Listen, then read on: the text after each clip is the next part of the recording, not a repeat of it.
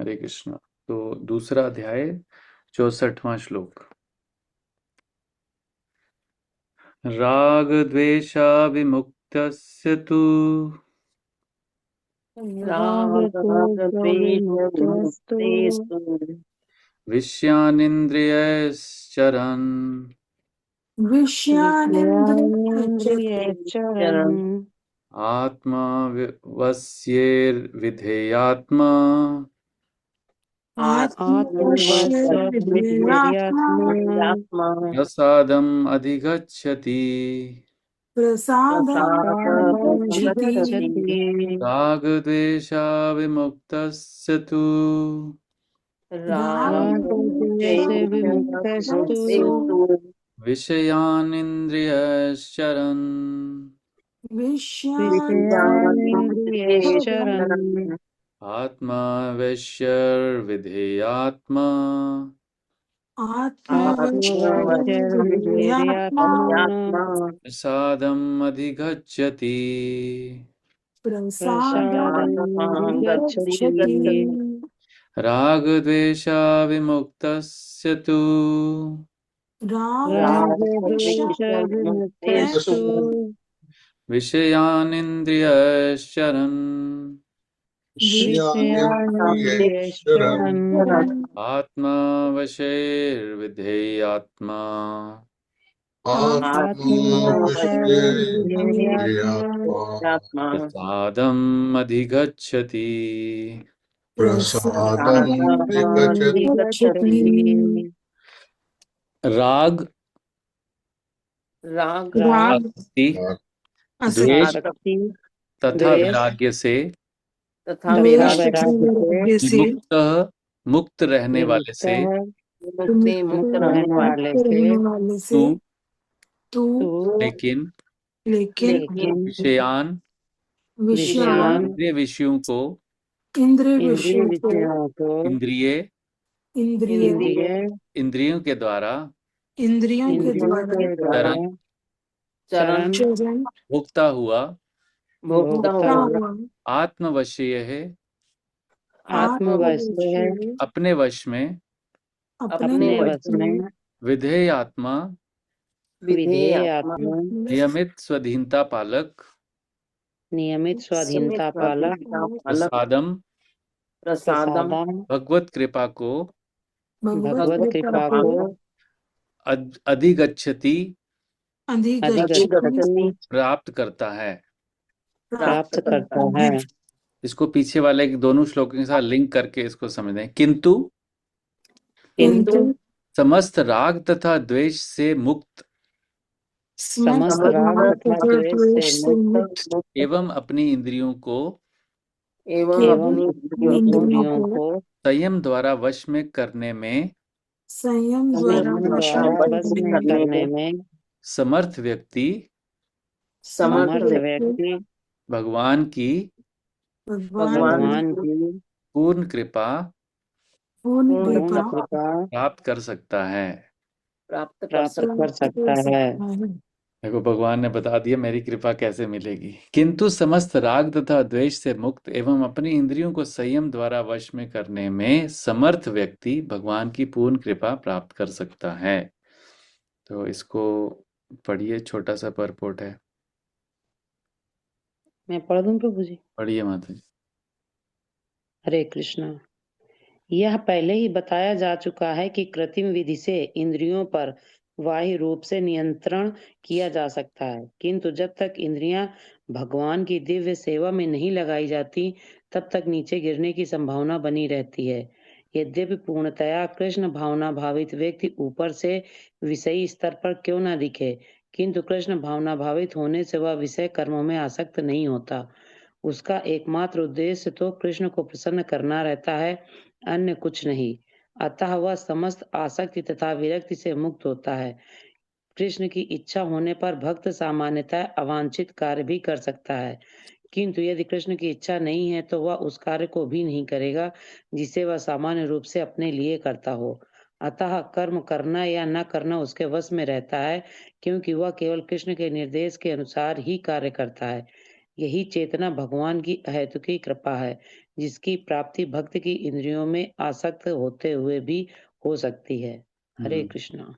हरे कृष्णा। ॐ अज्ञानतिमिरन्धस्य ज्ञानञ्जनाशलाकया चक्षुरुन्मिलितं येन तस्मै श्रीगुरवे नमः। श्रीचैतन्यामनोभीष्टं स्थापितं येन भूतले स्वयं रूपः कदा मह्यं ददाति स्वापदान्तिकम्।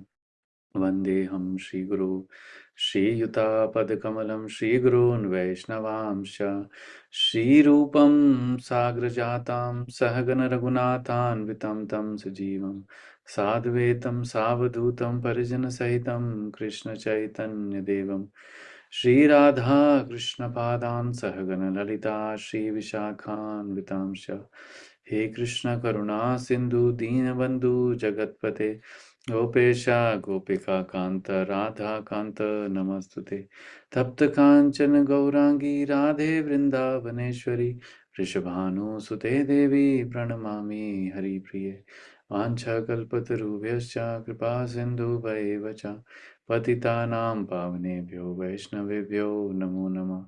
जय श्री कृष्ण चैतन्य प्रभु नित्यानंद श्री अद्वैत गदाधर शिवासादि गौर भक्तवृंद।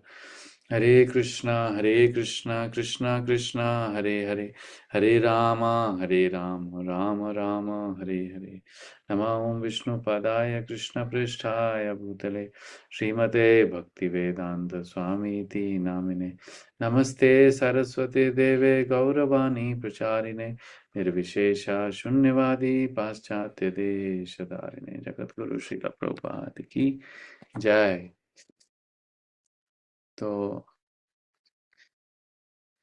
पीछे मैं बताया कि क्या क्या होता है। पहले चिंतन होता है, फिर उसके बाद आसक्ति आती है, ऐसे पूरा पूरा प्रोसेस बता रहे हैं।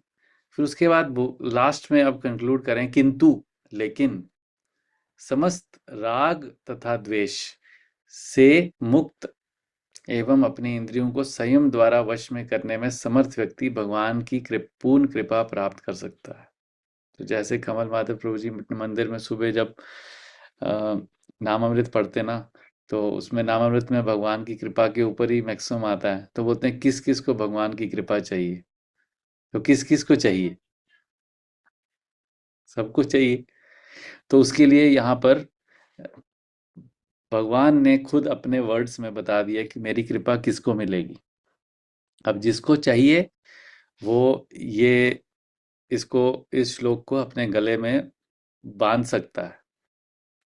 किंतु राग तथा द्वेष से मुक्त जो व्यक्ति है, जो ना किसी से अटैच्ड है, ना किसी से बहुत ज्यादा आसक्त है, ना किसी से द्वेष करता है, और अपनी इंद्रियों को संयम द्वारा वश में करता है, भगवान उसको भगवान की पूर्ण कृपा प्राप्त होती है। सिंपल, इसमें कुछ इतना ज्यादा भगवान ने कुछ डाउट जैसा रखा ही नहीं। कुछ रखा है कुछ डाउट? क्लियर क्लियर बता दिया ना।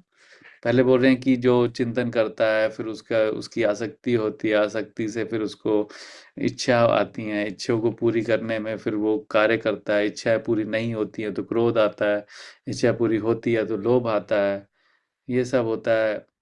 लेकिन वो बोल रहे हैं कि जो राग और द्वेष से मुक्त है और अपनी इंद्रियों को संयम द्वारा वश में करने में समर्थ है, उसको मेरी कृपा पूरी तरीके से प्राप्त होती है। क्लियर? लेकिन इसके अलावा अगर हम कोई और प्रोसेस फॉलो करना चाहें कि नहीं, हम तो दूसरा प्रोसेस फॉलो करेंगे कि हम राग भी हम में है, लोगों से द्वेष भी करते रहेंगे और अपनी इंद्रियों को भी वश में नहीं करेंगे, जो मन करेगा खाएंगे, जो मन करेगा बोलेंगे, जो मन करेगा सुनेंगे, अपनी मर्जी से करेंगे, लेकिन हमें भगवान की कृपा भी चाहिए, तो ऐसा होगा? नहीं होगा। क्योंकि भगवान के वर्ड्स एब्सोल्यूट हैं, भगवान के वर्ड्स पूर्ण हैं और उनको झूठ बोलने का कोई शौक नहीं है और ना ही वो बोलते हैं। तो जो वो बोल रहे हैं तो उसको ही मीन्स इट। तो यहाँ प्रभुपाद जी क्या बता रहे हैं कि कृत्रिम विधि से इंद्रियों पर बाहरी रूप से नियंत्रण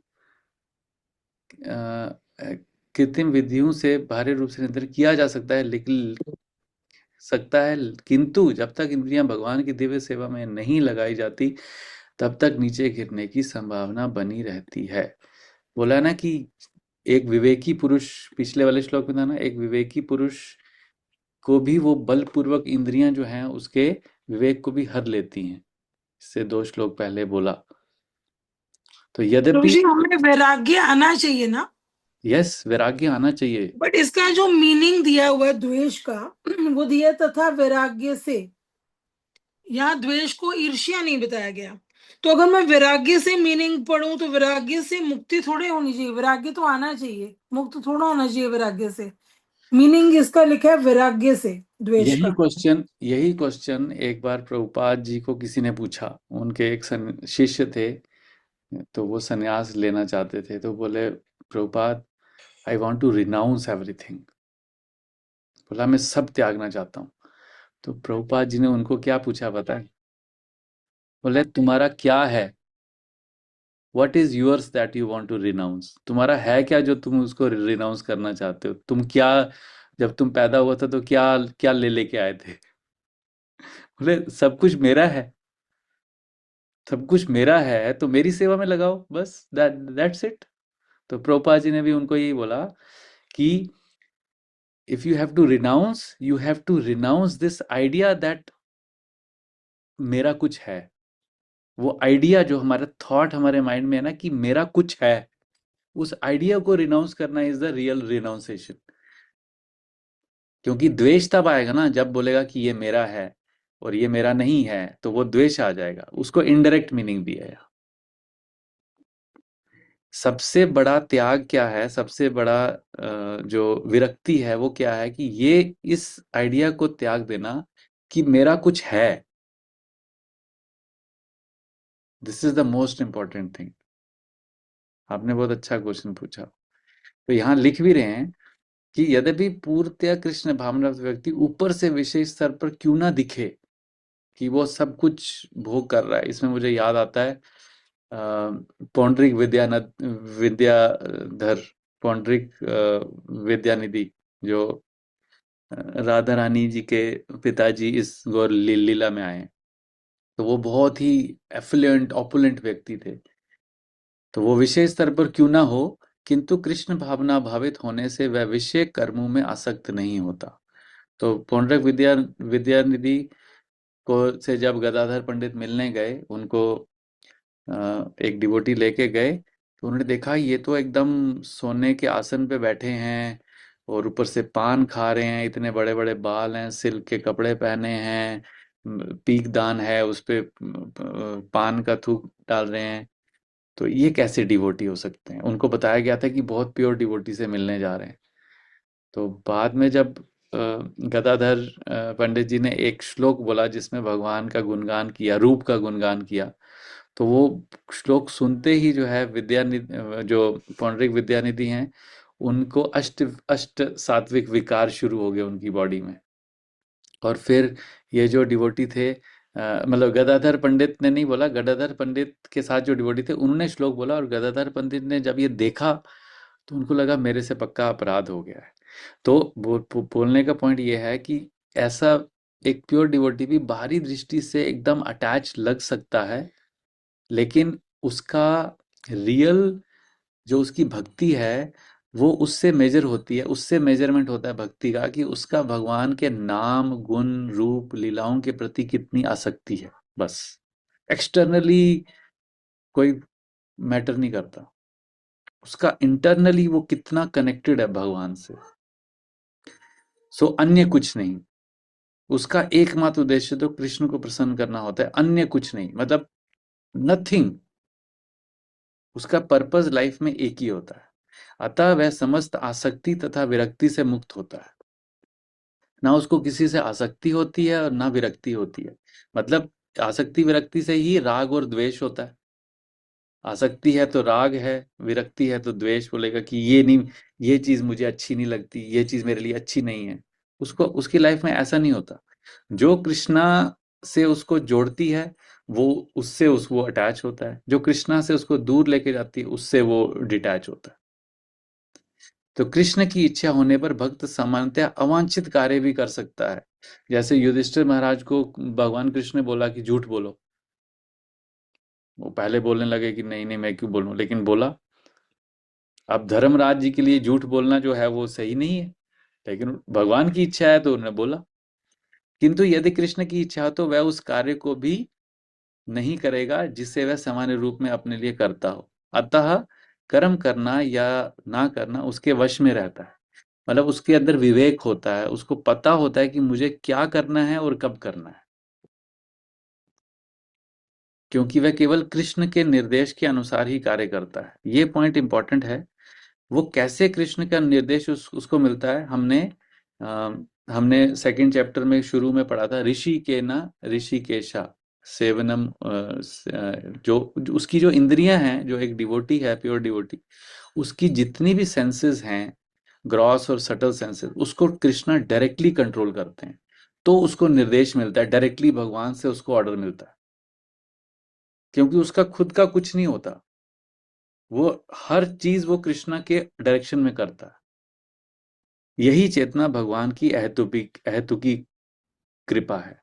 तो भगवान जब हमारी लाइफ को कंट्रोल में ले लेते हैं, दैट इज अहेतुकी कृपा। और उसके लिए वो चाहते हैं कि हम राग द्वेष से मुक्त हो जाएं और अपनी इंद्रियों को संयम करें। जैसे ही हम इंद्रियों को संयम करने का थोड़ा कोशिश करते हैं और हम राग द्वेष से मुक्त होते हैं, शुद्ध होते हैं, तो भगवान पूरा टेक ओवर कर लेते हैं। वो हमारी सिंसियरिटी देखते हैं, क्योंकि हम तो कर नहीं पाएंगे, हम अपनी इंद्रियों को कंट्रोल नहीं कर पाते, लेकिन जब हम एफर्ट करते हैं, उस एफर्ट से प्रसन्न होकर भगवान हमारी इंद्रियों को अपने कंट्रोल में लेके और फिर हमारी लाइफ को पूरा टेक ओवर करते हैं। दैट इज अहेतुकी कृपा, जिसके प्राप्ति भक्त को इंद्रियों में आसक्त हुए भी हो सकती है, क्योंकि वो भगवान के लिए इंद्रियों में आसक्त हो सकता है और भगवान के लिए इंद्रियों से आसक्त भी हो सकता है और उससे विराग भी ले सकता है। उसका अपना पर्सनल कुछ नहीं होता। क्लियर है ना? मतलब बिल्कुल फॉर्मूला बता दिया कि मेरी कृपा कैसे मिलेगी और कृपा क्या है वो भी बता दिया। वो व्यक्ति भगवान के लिए ही करेगा सब कुछ, मतलब उसका अपना पर्सनल कोई डिजायर नहीं है। उसके डिजायर्स हैं, लेकिन उसका हर डिजायर है भगवान को प्रसन्नता देना, भगवान की इंद्रियों की तृप्ति करना, भगवान को सेंटर में रख के एवरीथिंग ही डज। तो बाहरी दृष्टि से वो एक भौतिकवादी भी लग सकता है, जैसा बीच में हमने पढ़ा। ठीक है, तो दिस इज द, जहां पे किंतु आता है, मतलब वहां पे भगवान अब कंक्लूड करते हैं, एक एक पॉइंट को कंक्लूड कर रहे हैं, पहले भी किया। ठीक है, ठीक है, कोई पॉइंट ऐड करना चाहता है, किसी का कोई कमेंट क्वेश्चन?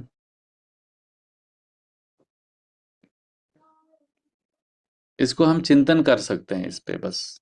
ये जो श्लोक है ना आज हमने पढ़ा, इसका अगर मीनिंग को ही हम चिंतन करें ना, तो वही बहुत इंपॉर्टेंट है।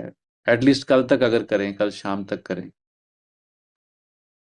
तो अगर हम किसी से बहुत ज्यादा अटैच्ड हैं या किसी से भी द्वेष करते हैं ना, तो वो व्यक्ति या उसके प्रति जो हमारा द्वेष है वो हमारे और कृष्णा के बीच में खड़ा है बस।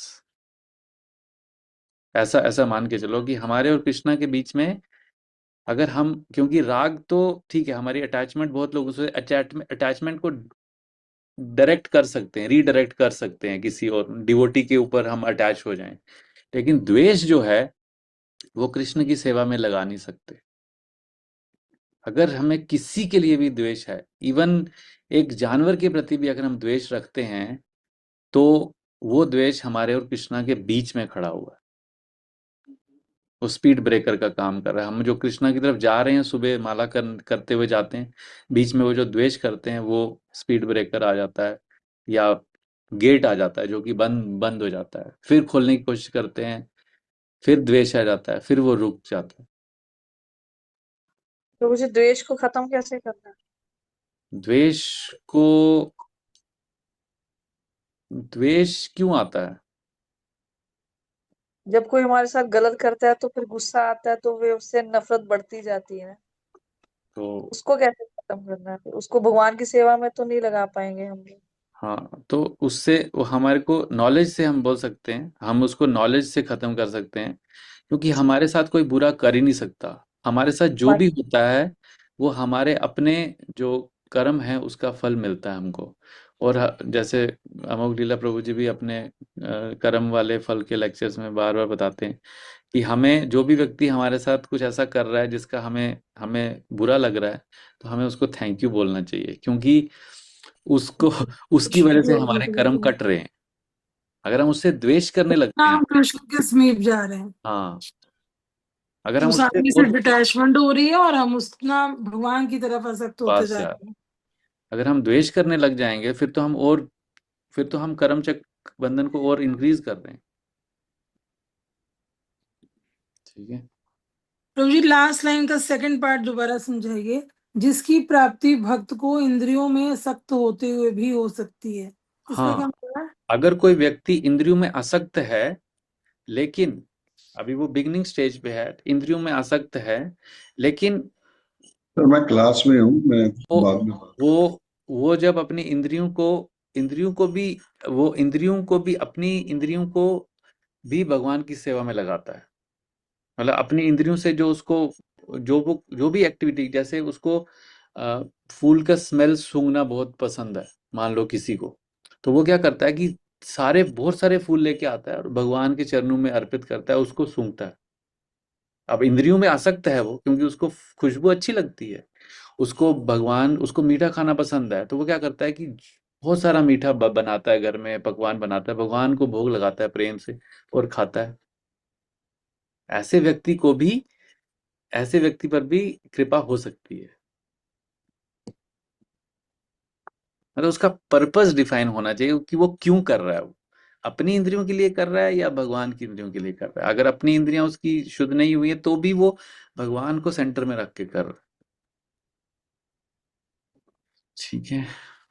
तो अभी मेरे को अभी 1 मिनट